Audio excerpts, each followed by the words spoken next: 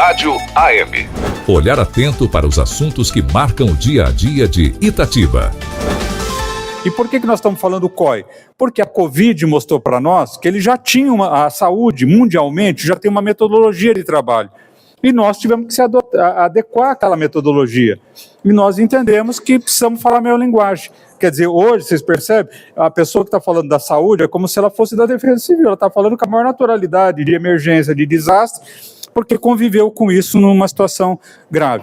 Na manhã desta quarta-feira, 20 de agosto do ano da graça de 2025, o Centro Administrativo Prefeito Ettore Consolini, sede da Prefeitura de Itatiba, recebeu o Simulado Metropolitano de Respostas a Emergências.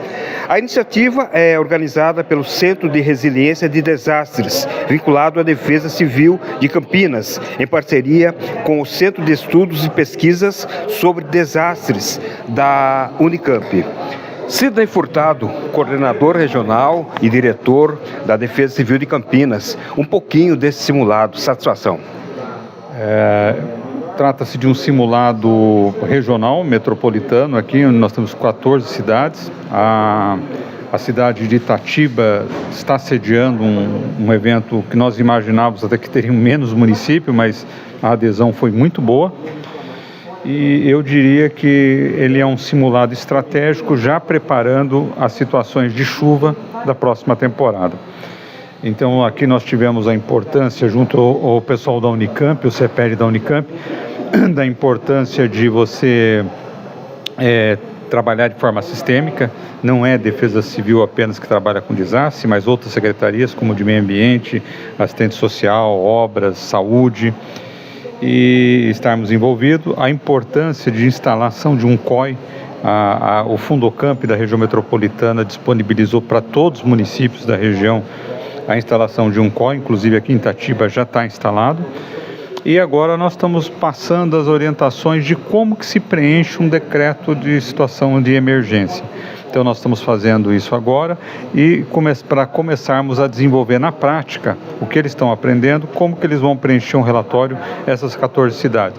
É um trabalho, eu diria que não é fácil, porque eles vão ter uma situação imaginária, hipotética, de uma cidade hipotética também, e que eles vão ter que elaborar as ações de resposta para uma decretação de situação de emergência ou estado de calamidade pública. Então, acho que é um treinamento muito importante, muito relevante e estratégico para toda a região metropolitana de Campinas.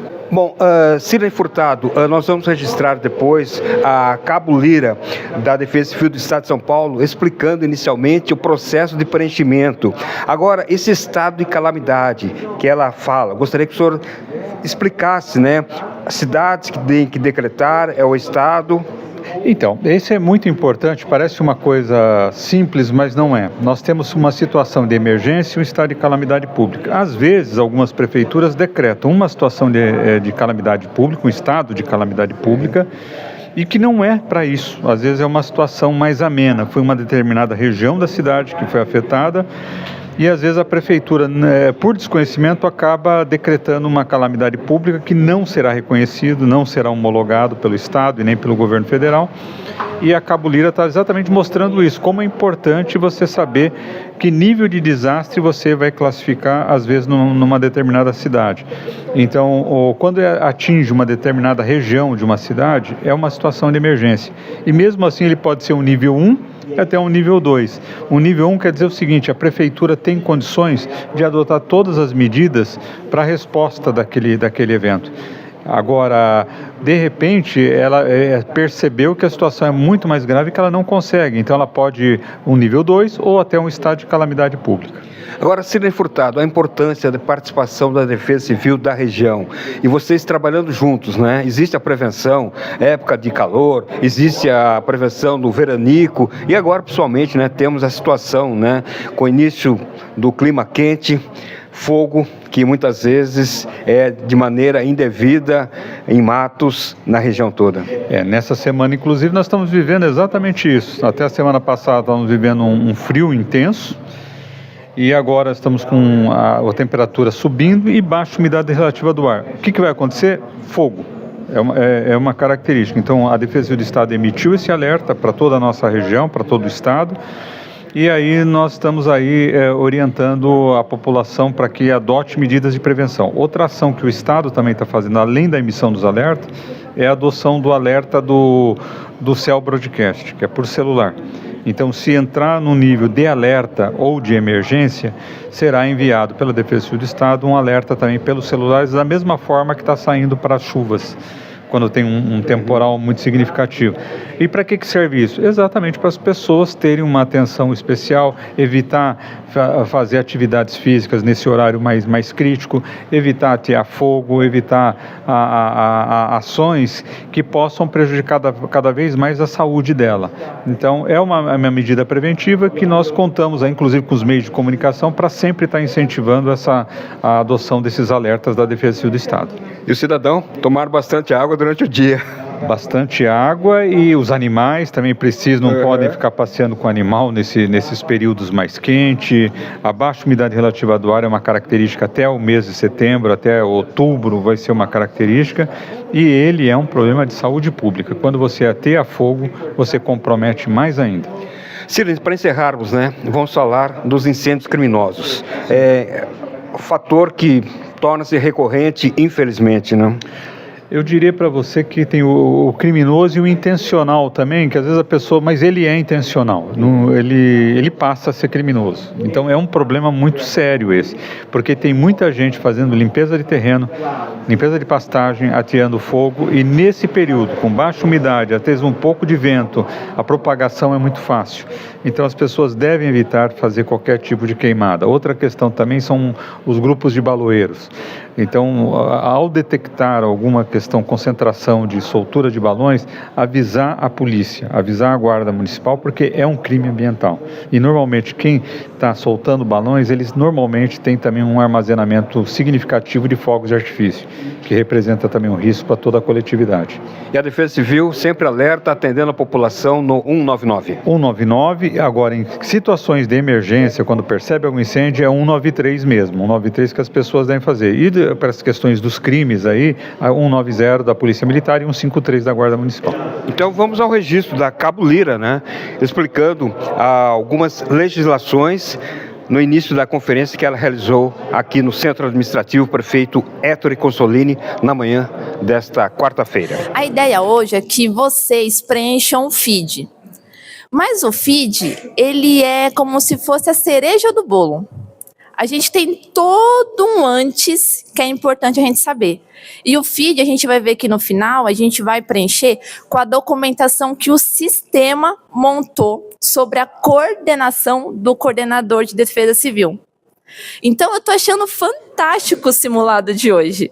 Assim, é uma coisa que é o que eu trabalho, e eu particularmente gosto muito, mas é uma dificuldade que a gente tem, porque muitas das vezes o coordenador não entende a sua responsabilidade e acha que o processo de homologação, falar homologação por ter decreto, é do jurídico, mas não é. Quem faz toda a articulação é o coordenador. E muitas das vezes o nosso coordenador está onde? Lá na ponta da linha. A gente fica, menino, vocês vão ver que a gente tem prazo, a gente tem um monte de coisa e ele tá lá no outro canto. Não que não é importante, tá bom? Mas o que a gente vai aprender hoje é extremamente fundamental, porque é ali que a gente vai ter acesso às políticas públicas e tudo mais. E aí a gente vai entender aqui que desastre, ele é muito complexo. Nós temos diversas leis. O nosso mantra é a 12.608, que foi atualizada pela 14.750. Ela lá, de forma generalizada, ela vai falar o que é competência de cada um. Só que lá vai ter o artigo, você sempre escuta, artigo 6º, 7º e 8º, que é competência de cada um.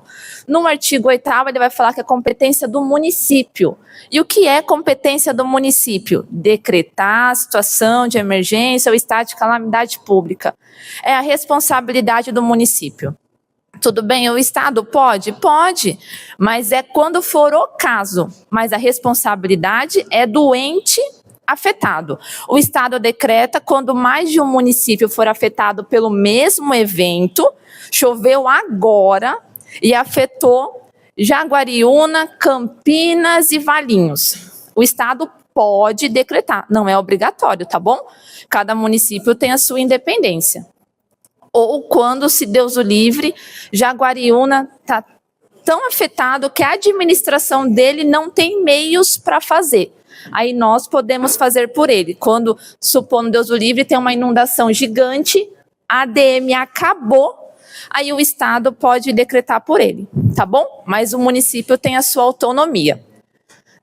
Temos a regulamentação do decreto federal, não vamos falar sobre ele, não precisa. O decreto estadual, 64.592. É importante que vocês vejam as nossas ações, pautadas em normas e leis. Estão vendo? Né? Não é nada aleatório. Temos a portaria 260, que é o que estabelece critérios e procedimentos para decretação e reconhecimento federal. Por que fazemos o nosso processo no S2ID? O que é o S2ID? É Sistema Integrado de Informações de Desastre. Aqui no nosso estado de São Paulo, eu aproveito sempre para poder falar. No estado de São Paulo, nós não fazemos registros de ocorrências no S2ID. Depois eu explico o que é.